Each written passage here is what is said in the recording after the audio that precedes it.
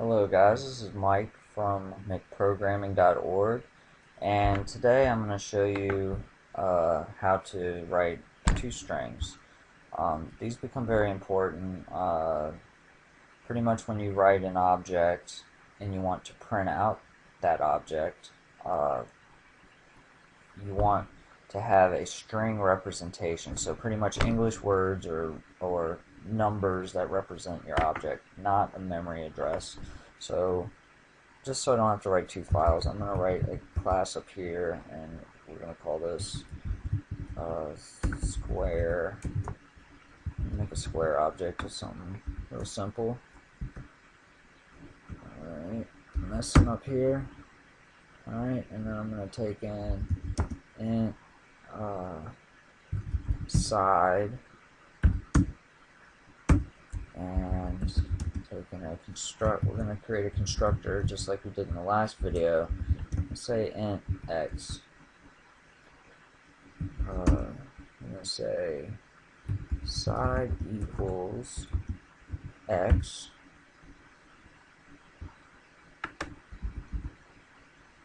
and within this constructor we will say private int side, and we're going to make another variable, private int area, and we're going to say area equals side times side. Okay, that's the area, is when you take two sides and you multiply them. So down here, we're going to create a toString that represents. First off, let's not create a toString. See what happens when we try to print this object out. Okay, so let's create a name. Ready? I can't type tonight. Square s equals new square, and let's set the sides to 2. So should be an area of 4.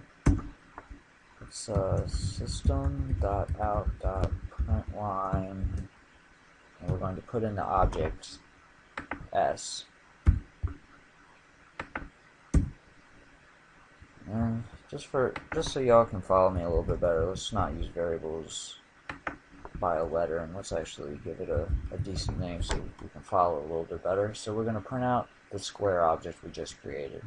Make sure this is lowercase, because if you uppercase it, it's referring to the actual class, and you're going to run into some problems.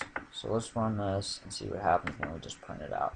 See, it's going to print out a hexadecimal memory address. You don't want that.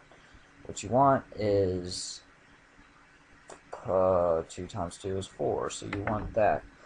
Let's create a toString public, and you're going to want to return a string value. That's the return type, and then the method is toString. No parameters. Okay, you're getting an error right now because you need a return statement for the string. You can either change that to void, which will get rid of it, which will not be a true toString, or you can add the return statement, but we'll get to that, so don't worry about the red underlining. Let's set up a string,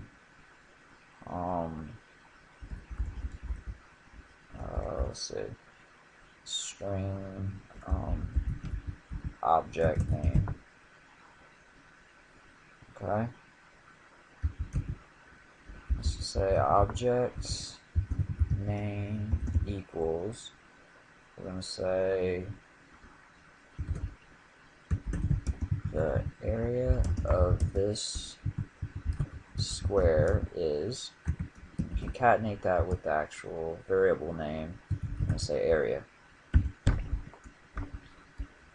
Now let's return a string, and an object name is a string, so let's return that. Should be no more errors, and let's see what happens now when we print this out. Before we're getting this memory address, okay, so now it's saying the area of this square is 4. So that's a way of creating a string representation of an object. And that comes in very handy, because every time you create an object, if you want to print out you know, what it is, the characteristics of it, or whatever you want, you can customize it to print out the fields that you want printed out. And another cool shortcut in Eclipse, I don't use it too often, but I do see people use it sometimes, is you right click, go to source, and you can generate a couple different types of methods. So go to generate toString, and right here in the fields, which are these private variables up here, side and area, you can select which ones you want into your toString. And we're gonna just keep them all, say OK, and right here you don't necessarily need that override, but we can keep that. It's gonna print this default toString constructor, or not constructor, I'm sorry, toString representation, and let's see what happens.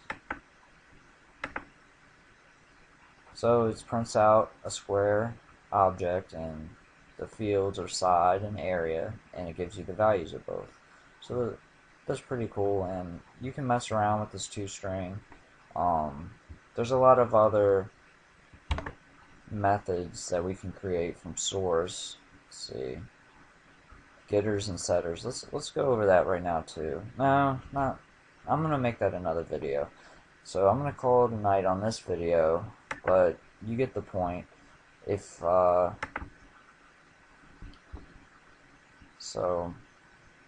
there's any questions, please write comments below. I check my YouTube thing pretty much daily, so I can return any questions y'all have.